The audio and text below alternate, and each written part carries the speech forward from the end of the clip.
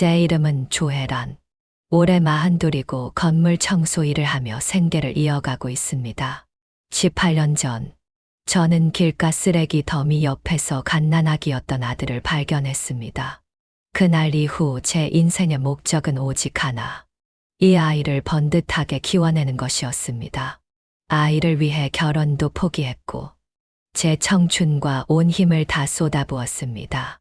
그런데 18년이 지난 지금, 아이의 친아버지가 번쩍이는 외제차를 끌고 나타났습니다. 그는 1억억 원이라는 거액의 수표 한 장을 내밀며 너무나 쉽게 아들을 데려갔습니다. 아들은 제 거친 손과 주름진 얼굴이 비치는 검은색 승용차 뒷좌석에 올라타면서 단 한 번도 뒤를 돌아보지 않았습니다. 18년 동안 뼈 빠지게 고생하며 키운 보람도 없이 결국 저는 속이 텅 빈 머슴 같은 존재였나 싶었습니다. 제 세계는 순식간에 무너져 내렸습니다. 그렇게 반년이 흘러 절망 속에 살아가던 어느 날, 보낸 사람의 이름도 적혀 있지 않은 택배 상자 하나가 집 앞에 놓여 있었습니다. 18년 전 그 겨울, 바람은 살을 애는 듯이 차가웠습니다. 퇴직금이 깎일까봐 늦게까지 일을 마치고 빗자루와 쓰레받기를 챙겨 자취방으로 돌아가던 길이었죠. 길가 쓰레기 더미 쪽에서 고양이 울음소리 같은 가냘픈 소리가 들려왔습니다. 가슴이 철렁 내려앉아 조심스레 다가가 보니 버려진 박스 더미 사이에 갓 태어난 아기가 보랏빛으로 얼어붙은 채 누워 있었습니다. 얇은 담요 한 잔에 쌓여 눈물 자국이 선명한 얼굴로 힘겹게 울고 있더군요. 그 순간 저는 앞뒤 잴 것도 없이 아이를 품에 안았습니다. 오직 이 아이를 살려야 한다는 생각뿐이었습니다. 고작 5평 남짓한, 여름엔 덥고 겨울엔 칼바람이 치는 단칸 방으로 아이를 데려왔습니다. 모아둔 돈을 전부 털어 분유를 사고 병원부터 달려갔습니다. 의사는 아이의 몸이 너무 약해 정성껏 보살펴야 한다고 했습니다. 하지만 말처럼 쉬운 일이 아니었습니다. 한 달 월급은 쥐꼬리만 한데 분유값과 기저귀 값만으로도 숨이 턱턱 막혔습니다. 돈을 조금이라도 더 벌려고 낮에는 아파트 청소를 하고 밤에는 식당에 가서 산더미 같은 설거지를 했습니다. 하루에 고작 너더 시간 자는 게 전부였습니다. 그 세월 동안 저는 옷 한 벌 제대로 사입지 못했고 남들 다 먹는 외식 한번 해본 적 없습니다. 그저 아이에게 줄 계란찜 하나가 세상에서 가장 귀한 음식이었습니다. 저는 아이가 먹고 남긴 밥그릇에 누른 밥조차 아까워 다음 끼니에 데워 먹으며 버텼습니다. 주변에서는 다들 미쳤다고 했습니다. 젊은 처녀가 어디서 애를 데려와서 인생을 망치느냐며 당장 보육원에 보내라고 난리였죠. 중매를 서주던 이웃집 아주머니도 몇 번이나 찾아왔지만 방 안에서 울고 있는 아이를 본 맞선 남들은 뒤도 안 돌아보고 떠나갔습니다. 결국 아주머니도 혀를 차며 포기하시더군요. 저는 품 안의 작은 아이에게 오진이라는 이름을 지어주었습니다. 제 성을 따서 조우진, 밤하늘의 별처럼 밝고 건강하게 자라길 바라는 마음이었죠. 곤히 잠든 아이의 얼굴을 보며 매일같이 다짐했습니다. 이 아이는 내 아들이다. 절대로 포기하지 않겠다라고요. 그렇게 저는 고향에 내려가는 것도, 결혼도, 평범한 여자로서의 삶도 모두 내려놓았습니다. 제 세상엔 오직 오진이뿐이었습니다. 어릴 적 오진이는 참 순했지만 몸이 약해 잔병치레가 잦았습니다. 어느 겨울밤, 아이가 폐렴에 걸려 고열이 떨어지지 않았습니다. 저는 아이를 등에 업고 눈 덮인 길을 하염없이 달려 병원으로 향했습니다. 의사는 당장 입원해야 한다며 보증금 100만 원을 요구했습니다. 주머니를 다 뒤져도 나온 돈은 고작 2억만 원뿐이었죠. 저는 의사 선생님 앞에 무릎을 꿇고 빌었습니다. 제발 아이부터 살려달라고요. 간호사에게 아이를 맡기고 저는 미친 듯이 돈을 구하러 뛰어다녔습니다. 아는 사람들의 문을 이리리 두드리고 굽신거리며 사정한 끝에 겨우 돈을 마련했습니다. 겨우 병원으로 돌아왔을 때 오진이는 링거를 맞으며 색색 잠들어 있었습니다. 잠결에도 엄마, 엄마 하며 저를 찾는 아이를 보며 저는 뜨거운 눈물을 흘렸습니다. 그 순간 제가 겪은 모든 고통이 씻겨 내려가는 것 같았습니다. 이 아이만 곁에 있다면 무엇이든 견딜 수 있을 것 같았습니다. 하지만 아이가 머리가 굵어지면서 사춘기가 찾아왔습니다. 중학교에 들어간 우진이는 어디서 무슨 소리를 들었는지 자신이 입양되었다는 사실을 알게 되었습니다. 그날 이후 아이의 눈빛이 싸늘하게 변했습니다. 학교를 빼먹기 시작했고 제 나쁜 친구들과 어울리며 머리를 노랗게 물들이고 귀까지 뚫고 나타났습니다. 속상한 마음에 나쁜 길로 빠지지 말고 공부 열심히 해서 좋은 대학 가야지라며 타일러도 받지만 우진이는 방문을 쾅 닫으며 소리를 질렀습니다. 아줌마가 무슨 상관이야. 친엄마도 아니면서. 그 말은 제 가슴에 비수처럼 꽂혔습니다. 18년 세월이 무너져 내리는 기분이었고 온몸에 힘이 빠져 그 자리에 주저앉았습니다. 그날 밤 거실에서 밤새 혼자 울었습니다. 그래도 다음 날 아침이면 어김없이 우진이가 좋아하는 계란말이를 해서 밥상을 차렸습니다. 반에서 나온 우진이는 충혈된 눈으로 저를 외면한 채 밥만 몇 숟가락 드고 집을 나갔습니다. 아이는 점점 더 엇나갔습니다. 한 번은 3일 동안 집에 들어오지 않아 미친 듯이 동네 PC방을 뒤지고 다녔습니다. 결국 구석진 자리에서 담배 연기에 찌든 채 게임에 열중하고 있는 아이를 찾아냈습니다. 제가 우진이 팔을 잡아 끌며 집에 가자고 하자 같이 있던 친구들이 낄낄거리며 비아냥거렸습니다. 야, 조우진, 너희 청소부 엄마 오셨다. 얼른 가서 찌개나 먹어라. 우진이 얼굴이 순식간에 붉어지더니 제 손을 거칠게 뿌리쳤습니다. 여길 왜 와? 창피하게 정말. 심장이 갈기갈기 찢기는 것 같았지만 물러서지 않았습니다. 저는 그 아이들을 똑바로 쳐다보며 말했습니다. 난 우진이 엄마다. 한 번만 더 내 아들 데리고 나쁜 짓 하면 그땐 경찰에 신고할 줄 알아라. 제 기세에 눌린 아이들이 궁시렁대며 흩어졌고 저는 억지로 우진이를 데려왔습니다. 집에 오는 내내 우진이는 반항하며 소리를 질렀고 집에 도착하자마자 방에 들어가 문을 걸어 잠갔습니다. 저는 아무 말 없이 주방으로 가서 아이가 제일 좋아하는 갈비탕을 끓였습니다. 따뜻한 국물이라도 먹이고 싶은 마음에 문 앞에 쟁반을 놓아두며 나지기 말했습니다. 우진아, 밥 차려놨으니 나와서 먹어. 배고프겠다. 그날 밤 우진이는 끝내 나오지 않았습니다. 다음 날 출근길, 문 앞에 그대로 놓여있는 식어버린 국그릇을 보며 제 마음도 차갑게 식어버리는 것 같았습니다. 전환점은 아이가 고등학교 2학년이 되던 해에 찾아왔습니다.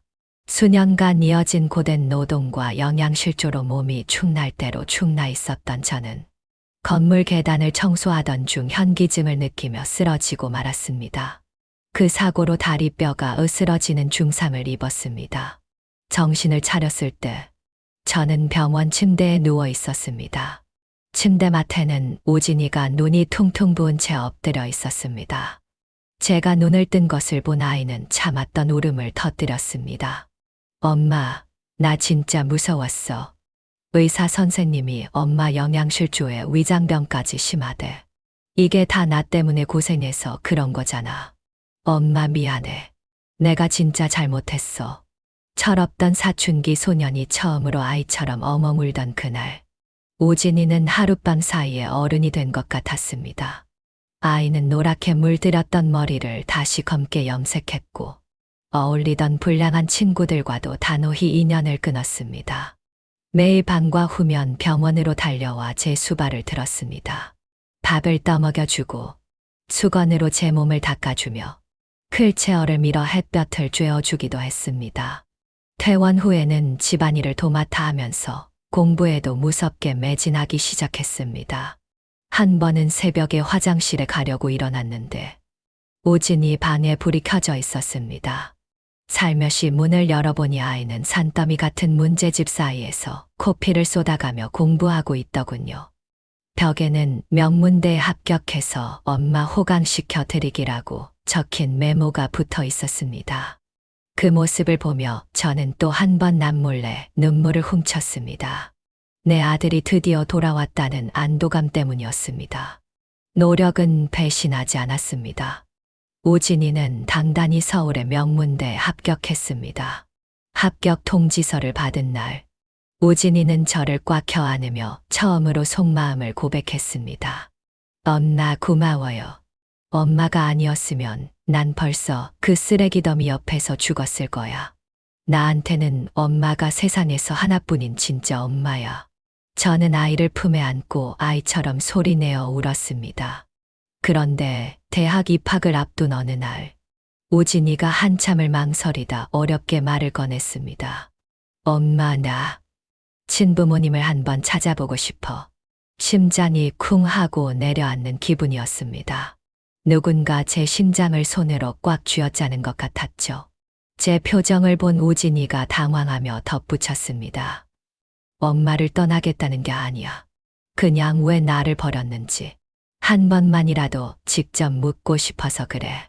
아이의 갈망 어린 눈빛을 보니 그게 아이 가슴 속에 박힌 깊은 가시라는 걸 알 수 있었습니다. 그 가시를 뽑아주지 않으면 우진이는 평생 진정으로 행복해질 수 없을 것 같았습니다. 가슴이 찢어질 듯 아프고 겁이 났습니다. 친부모를 찾으면 이 못난 양엄마를 버리진 않을까 두려웠죠. 하지만 저는 애써 미소를 지으며 고개를 끄덕였습니다. 제 사랑이 이기심이 되어서는 안 되니까요. 친부모를 찾는 과정은 예상보다 훨씬 험난했습니다. 유일한 단서는 아이를 감싸고 있던 낡은 담요뿐이었습니다. 그 담요 구석에는 아주 특수한 자수 문양이 새겨져 있었습니다. 저와 우진이는 전국의 자수 공방과 맞춤 양복점을 이 잡듯 뒤졌지만 허탄치기 일쑤였습니다. 저는 직장에 휴가까지 내고 우진이와 함께 무궁화호 열차를 타고 도시마다 돌아다녔습니다. 가장 싼 여인숙에서 잠을 자고 편의점 컵라면으로 끼니를 때우며 제가 평생 모은 싼짓돈을 전부 쏟아부었습니다. 한 번은 단서를 알고 있다는 사기꾼에게 소가 전 재산이나 다름없는 마지막 5억만 원을 몽땅 털리기도 했습니다. 그날 밤 저희 모자는 숙박비조차 없어 24시간 패스트푸드점 의자에 앉아 밤을 지새웠습니다. 초췌해진 제 얼굴을 보며 우진이가 죄책감에 고개를 떨구었습니다. 엄마, 다 내 탓이야. 이제 그만하고 집에 가자. 저는 아이의 머리를 쓰다듬으며 웃어 보였습니다. 여기까지 왔는데 어떻게 포기하니? 돈은 다시 벌면 돼. 걱정 마. 아이만 보면 어디서 그런 힘이 솟아나는지 저도 신기할 따름이었습니다. 드디어 7번째 도시를 헤매던 중 한 고급 맞춤 양복점에서 그 자수 문양의 출처를 찾아냈습니다. 사장님은 20년 전 심호동이라는 재력가를 위해 특별히 제작한 문양이라고 알려주었습니다. 사장님이 건네준 주소에는 강남 한복판의 거대 기업 이름이 적혀 있었습니다. 그 주소를 손에 쥐자 손바닥에 땀이 흥건해졌습니다. 이게 사실이기를 바라면서도 한편으로는 사실이 아니기를 간절히 바랐습니다. 저는 우진이에게 거짓말을 하고 호텔에 기다리게 한 뒤 혼자 그 회사를 찾아갔습니다. 하늘을 찌를 듯 솟아있는 거대한 빌딩 앞에 서자 세탁을 너무 많이 해 하얗게 바른 제 옷과 낡은 신발이 너무나 초라하게 느껴졌습니다. 차마 발길이 떨어지지 않아 건물 주변을 한참 서성이다가 겨우 용기를 내어 먼 친척이라고 속인 끝에 심호동 회장을 만날 수 있었습니다. 심호동은 넓고 화려한 집무실한 값비싼 정장을 입고 앉아 있었습니다. 저보다 나이가 많을 텐데도 관리를 잘해서인지 훨씬 젊고 기품 있어 보였습니다. 제 이야기를 다 들은 그의 얼굴에는 추호의 동요도 없었습니다. 맞습니다. 그 아이, 내 아들입니다. 당시 아이 엄마와 결혼 전이었는데 집안 반대가 심해서 어쩔 수 없이 그는 마치 남의 이야기를 하듯 덤덤하게 말했습니다. 냉혹한 그의 표정을 보니 제 마음이 차갑게 식어갔습니다. 그가 아이의 행방을 묻기에 저는 아이가 잘 자라대 합격했다는 소식을 전했습니다. 그는 고개를 끄덕이더니 서랍에서 수표 책을 꺼냈습니다. 고생 많았다며 얼마면 되겠냐고 묻더군요. 피가 거꾸로 솟는 기분이었습니다. 저는 떨리는 목소리로 소리쳤습니다. 돈 받으러 온 거 아닙니다. 당신 아들이 살아있다는 걸 알려주러 왔을 뿐이에요. 그는 의외라는 듯 저를 쳐다보더니 금세 평온을 되찾고는 말했습니다. 알겠소. 그럼 아이를 데려오세요. 보상은 톡톡히 하리다. 허탈한 마음으로 빌딩을 빠져나왔습니다. 오진이가 이런 냉혈한 같은 친부모의 실체를 알게 되면 얼마나 상처를 받을까 겁이 났지만 더 이상 숨길 수도 없었습니다. 그날 밤 저는 떨리는 마음으로 오진이에게 모든 사실을 털어놓았습니다. 결국 오진이는 심호동을 만나러 갔습니다. 약속 장소는 어느 5성급 호텔의 VIP룸이었습니다. 저도 동행했지만 심호동의 경호원들이 저를 문 밖에서 막아 세웠습니다. 회장님께서 아드님과 단둘이 대화하길 원하십니다. 저는 복도에서 초조하게 기다릴 수밖에 없었습니다. 1시간 뒤 문이 열리고 오진이가 나왔습니다. 아이의 표정은 읽을 수 없을 만큼 복잡해 보였습니다. 그 뒤를 따라 나온 심호동의 얼굴에는 승리자의 미소가 걸려 있었습니다. 그는 제 앞으로 다가와 수표 한 장을 내밀었습니다. 여기 6억 6천만 원입니다. 내 아들을 키워준 대가치고는 부족하지 않을 겁니다. 오늘부로 이 아이는 당신네 집안과 아무 상관없는 사람이 되는 겁니다. 수표에 적힌 숫자들이 마치 저를 비웃는 것 같았습니다. 6억 6천만 원. 제 18년의 청춘과 온 정성이 그에게는 고작 이 정도 돈으로 환산되는 가치였나 봅니다. 저는 분노로 온몸을 떨며 그 수표를 갈기갈기 찢어 그의 얼굴 앞에 던져버렸습니다. 꿈 깨세요. 오진이는 제 아들입니다. 내 자식을 당신 같은 사람에게 팔 생각 추호도 없으니까. 심호동은 코웃음을 치며 말했습니다. 조 여사, 분수를 좀 아시지. 청소부 주제에 당신이 아이에게 뭘 해줄 수 있나. 나는 최고의 교육, 최고의 미래를 줄 수 있어. 평생 돈 걱정 없이 살게 해줄 수 있단 말이야. 당신은? 그의 독설 앞에 저는 단 한마디도 대꾸할 수 없었습니다. 가슴이 꽉 막힌 듯 숨이 막혀왔습니다. 맞습니다. 제가 그 아이에게 줄 수 있는 게 무엇이었을까요? 넘치는 사랑 말고는 가진 게 아무것도 없었습니다. 저는 마지막 희망을 걸고 떨리는 목소리로 오진이에게 물었습니다. 너는 어떻게 하고 싶으냐고요? 오진이는 고개를 푹 숙인 채 제 눈을 피했습니다. 한참이 지나서야 아이는 아주 작은 목소리로 대답했습니다. 엄마, 저 사람 말이 맞아. 저분을 따라가는 게 나한테 더 나은 미래가 있을 것 같아. 그 순간 제 세계는 산산조각이 났습니다. 제가 금지옥엽 키운 아들의 입에서 그런 말이 나올 줄은 꿈에도 몰랐습니다. 저는 아이를 향해 울부짖었습니다. 조오진, 내 눈 똑바로 봐. 너 아플 때 누가 너 업고 병원으로 뛰었는지 잊었어? 누가 너 하나 때문에 사람들 앞에서 무릎 꿇고 빌었는지 벌써 다 잊었느냐고. 네가 나한테 했던 약속들 다 거짓말이었니? 오진이의 어깨가 가늘게 떨렸습니다. 마침내 고개를 든 아이의 눈에는 눈물과 고통이 뒤섞여 있었습니다. 엄마 안 잊었어. 다 알아. 그런데 나 이제 가난한 게 지긋지긋해. 고작 몇천 원 때문에 엄마가 남들한테 머리 조아리는 거 더는 보기 싫어. 곰팡이 핀 좁은 단칸방에서 사는 것도 이제 지쳤어. 나도 남들처럼 번듯하게 살고 싶어. 그게 그렇게 잘못이야. 아이는 비명을 지르듯 소리쳤습니다. 그 말 한마디 한마디가 제 심장을 난도질했습니다. 제가 온 힘을 다해 꾸려온 삶이 아이의 눈에는 그저 벗어나고 싶은 지옥이었나 봅니다. 곁에서 지켜보던 심호동은 만족스러운 듯 미소를 지으며 오진이의 어깨를 두드렸습니다. 가자 아들아. 이제 집으로 가자. 오진이는 마지막으로 저를 한 번 쳐다봤습니다. 그 눈빛에는 죄책감이 가득했지만 아이는 끝내 심호동을 따라 발걸음을 옮겼습니다.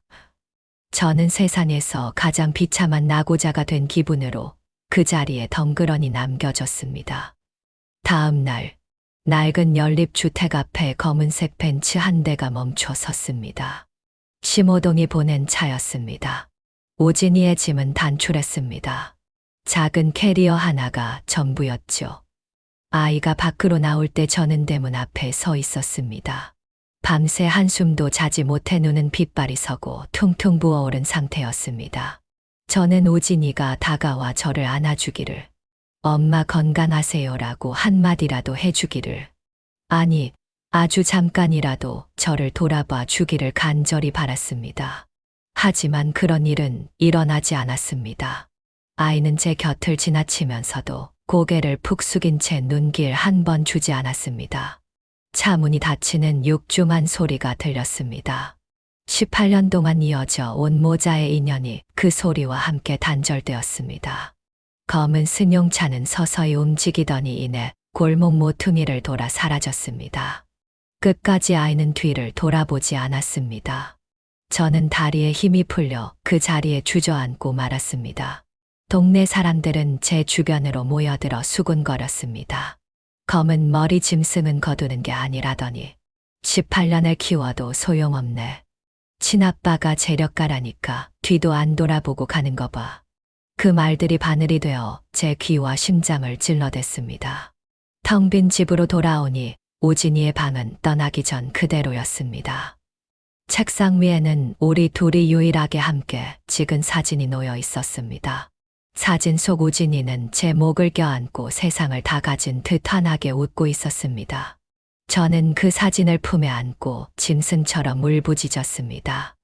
그 후 반년 동안 저는 넋이 나간 사람처럼 살았습니다.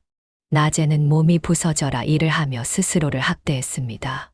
하지만 밤이 되어 아무도 없는 방으로 돌아오면 가슴 속 구멍에서 스며 나오는 고독감이 해일처럼 밀려왔습니다. 몸무게가 1kg 넘게 빠졌고 병을 얻었습니다. 한때는 아이가 원망스럽다 못해 증오스럽기까지 했습니다.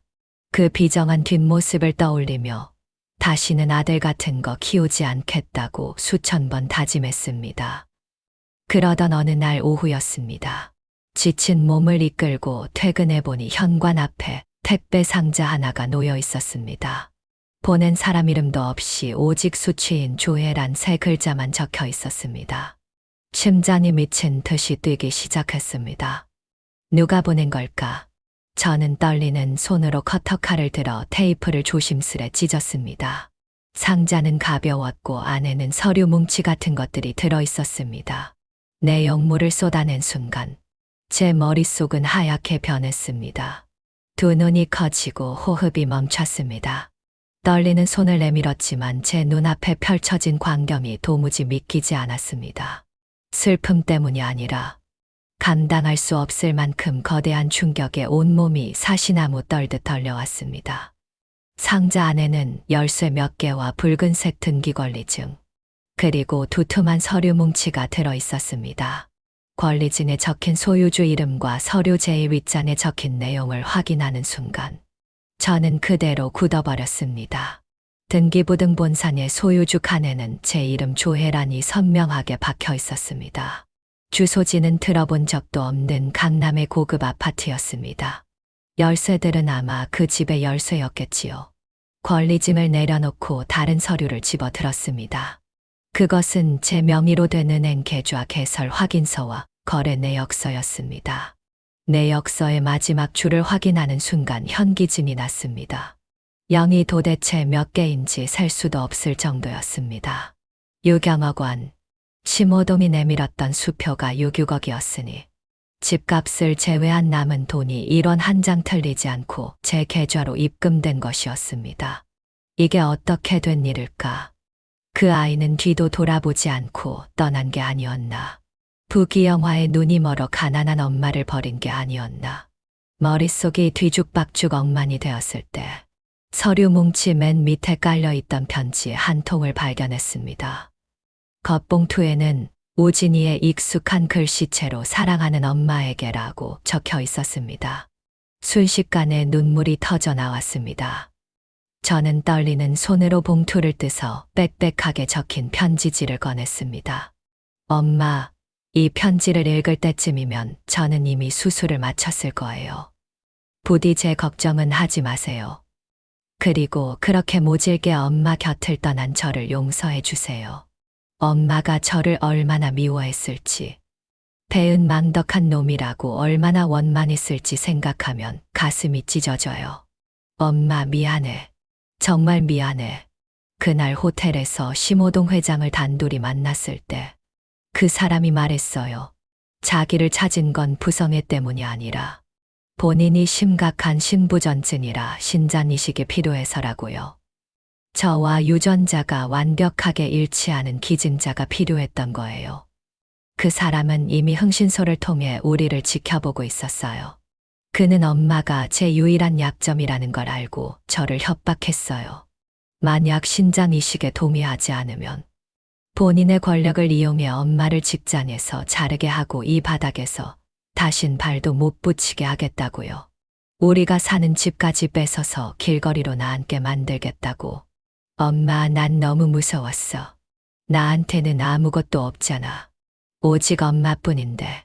엄마가 집도 절도 없이 고생하는 모습은 상상조차 하기 싫었어. 나는 그 사람을 이길 힘이 없었거든. 그 사람은 말했어. 자기가 시키는 대로 부귀영화를 쫓아가는 아들인 척 연기하고 수술만 끝내면 우리 모자의 인연을 끊는 대가로 6억억 원을 주겠다고. 그때 내 머릿속엔 오직 한 가지 생각뿐이었어. 엄마를 다시는 고생시키지 말자. 그 차가운 이별은 다 연기였어. 조금이라도 진심이 보이면 그 사람이 의심하고 약속을 번복할까봐 무서웠어. 마지막 순간에 엄마 눈을 마주치면 내 마음이 무너져서 도저히 발을 뗄 수 없을 것 같았어. 엄마, 차에 올라타는 순간 내 심장은 이미 도련해진 것처럼 아팠어. 나는 수술실에 들어가기 전 그 사람에게 조건을 걸었어. 아파트와 현금을 전부 엄마 명의로 돌려놓기 전까진 절대로 수술대에 눕지 않겠다고. 그는 약속을 지켰습니다. 이 집과 돈은 엄마가 지난 18년 동안 청춘과 피땀을 바쳐 저를 키워준 대가예요. 그러니 미안해하지 말고 꼭 받으세요. 저는 그 사람에게 신장 하나를 떼어주었습니다. 이제 그에게 진 빚은 하나도 없어요. 제 목숨은 엄마가 살려준 것이니 앞으로 제 인생은 오직 엄마만을 위해 살 거예요. 몸이 조금 회복되는 대로 엄마 곁으로 돌아갈게요. 엄마, 제발 건강 챙기면서 저 기다려주세요. 금방 갈게요. 사랑해요. 엄마. 아들 우진 올림. 편지지는 이미 제 눈물로 푹 젖어 있었습니다. 그랬던 것이었습니다. 제 아들은 저를 배신한 게 아니었습니다. 그저 자기만의 방식으로 한 남자로서 모든 짐을 짊어지고 저를 지켜내려 했던 것이었습니다. 이 바보 같은 녀석아. 이 미련한 놈아. 저는 편지를 품에 안고 바닥에 주저앉아 통곡했습니다. 지난 반년 동안 쌓였던 억울함, 서러움, 그리고 아들을 향한 미안함이 비명 같은 울음소리가 되어 터져 나왔습니다. 다음 날 새벽, 저는 우진이가 보내준 통장과 편지를 챙겨 들고 서울엔 첫 기차에 몸을 실었습니다. 짐 하나 챙기지 않았습니다. 머릿속엔 오직 하나. 내 아들을 봐야 한다는 생각뿐이었습니다. 편지에 적힌 병원 이름을 찾아 서울의 한 유명 VIP 전문 병원에 도착했습니다.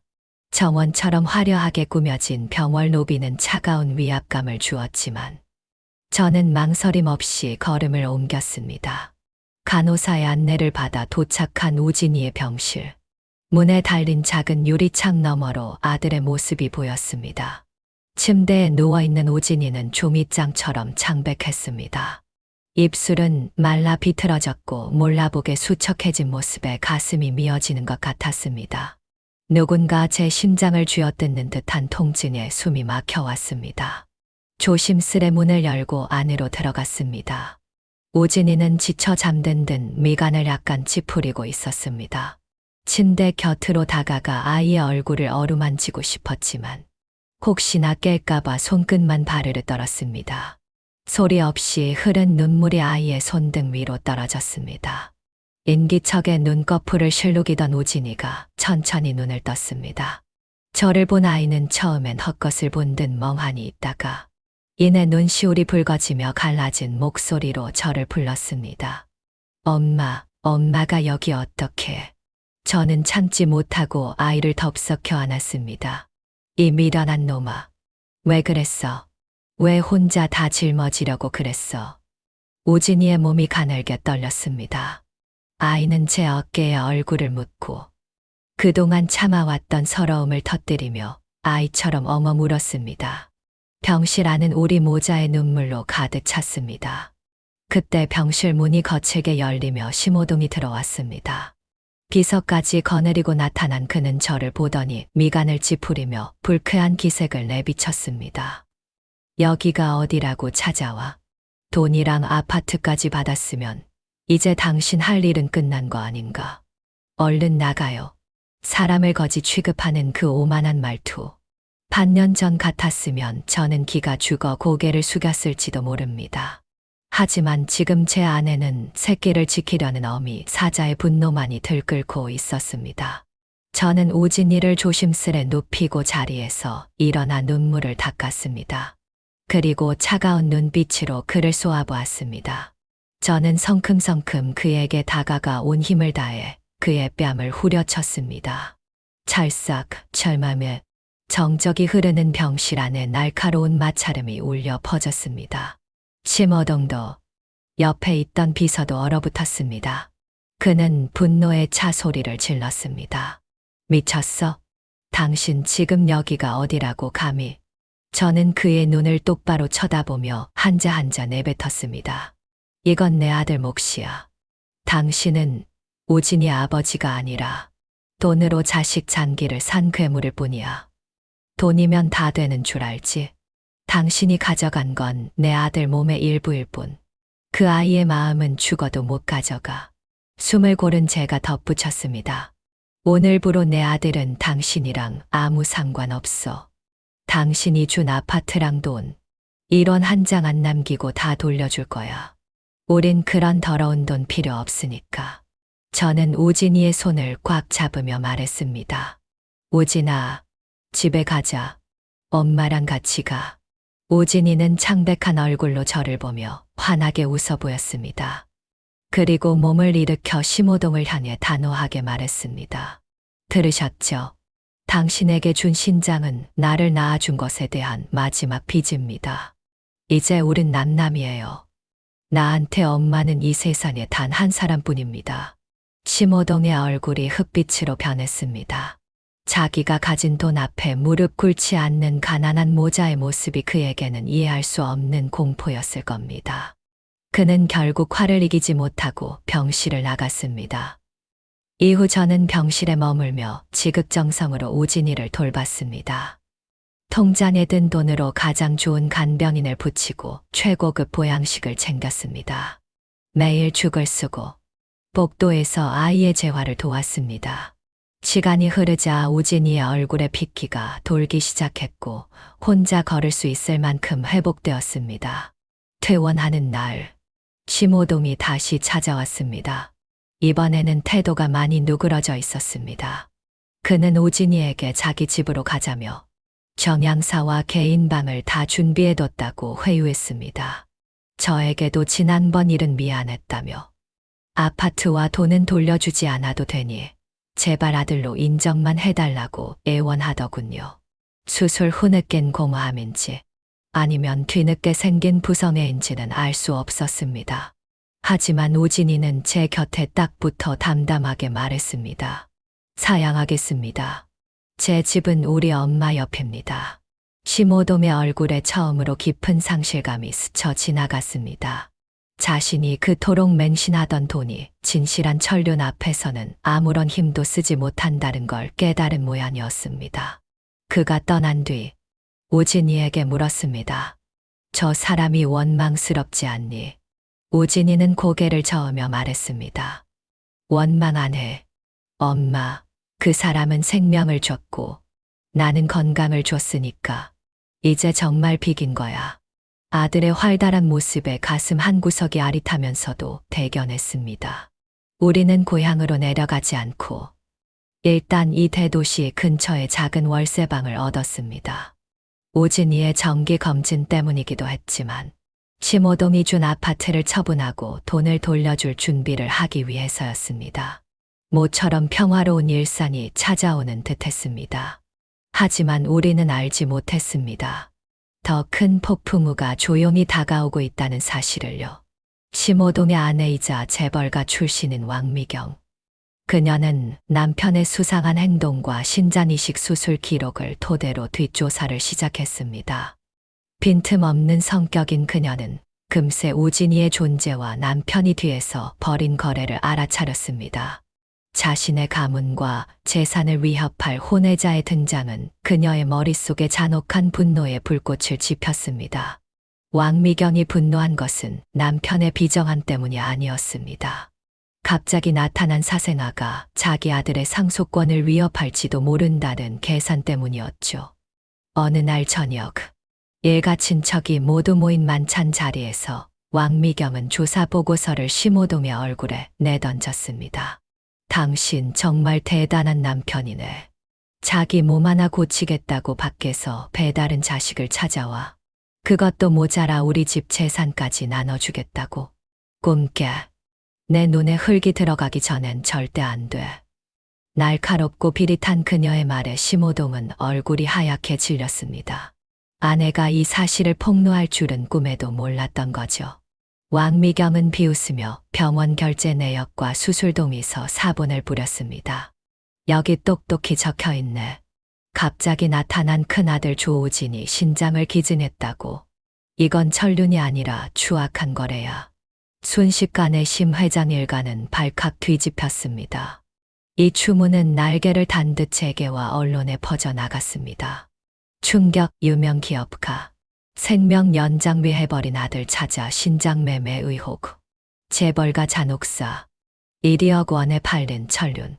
그동안 심호동이 공들여 쌓아온 사회공헌 기업가와 모범적인 가장의 이미지는 하루아침에 무너져 내렸습니다.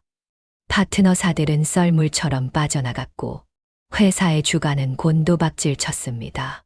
은행은 대출금 상환을 독촉했고 진행하던 프로젝트들은 줄줄이 중단되었습니다.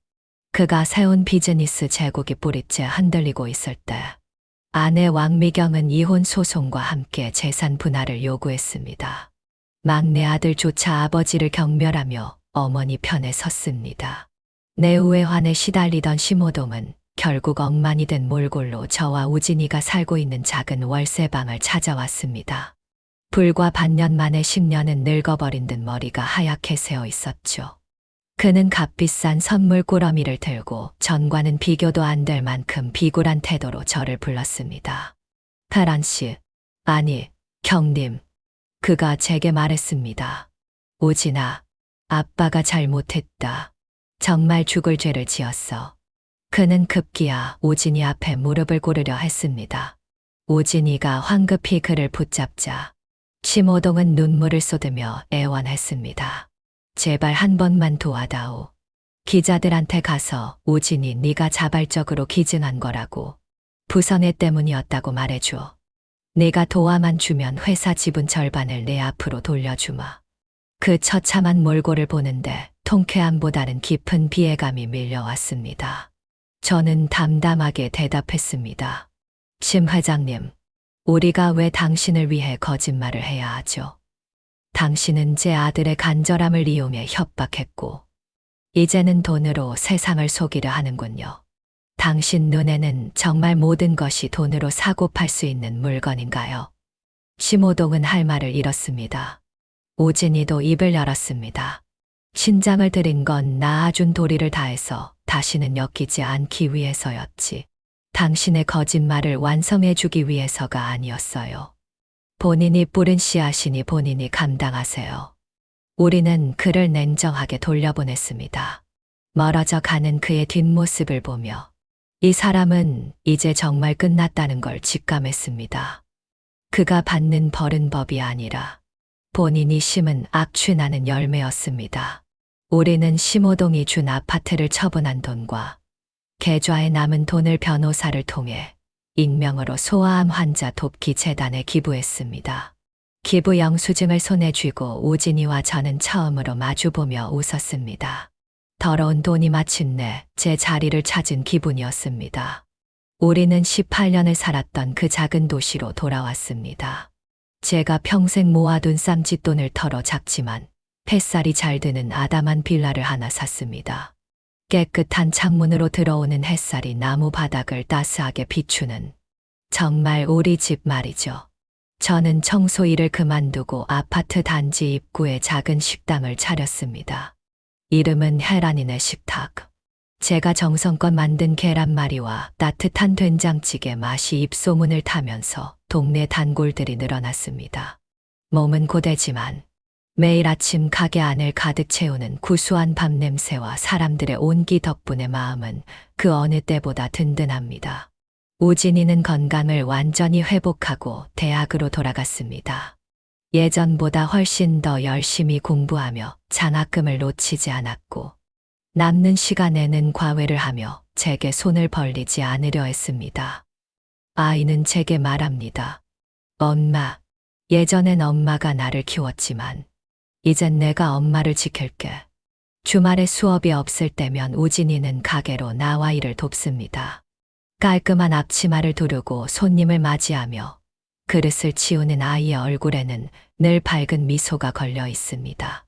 바쁘게 움직이는 아들의 뒷모습을 볼 때면 제 눈시울은 자주 뜨거워집니다. 제 아들은 정말 잘 자라주었습니다. 선하고 단단하며 책임감 있는 제 생애 최고의 자랑입니다. 어느 평화로운 오후, 손님이 뜸한 시간에 우진이와 창가에 앉았습니다. 엄마, 나 졸업하고 돈 많이 벌면 우리 마당 있는 큰 집으로 이사 가자. 엄마가 좋아하는 꽃도 잔뜩 심고 고양이도 한 마리 키우면서 살게 해줄게. 저는 웃으며 아이의 손을 때렸습니다. 지금도 충분히 행복해. 우진이는 거친 제 손을 꼭 잡으며 진지하게 말했습니다. 아니요. 엄마한테 세상에서 제일 좋은 것만 줄 거예요. 엄마는 그럴 자격이 충분하니까. 맑고 확고한 아들의 눈동자를 바라보며 저는 고개를 끄덕였습니다.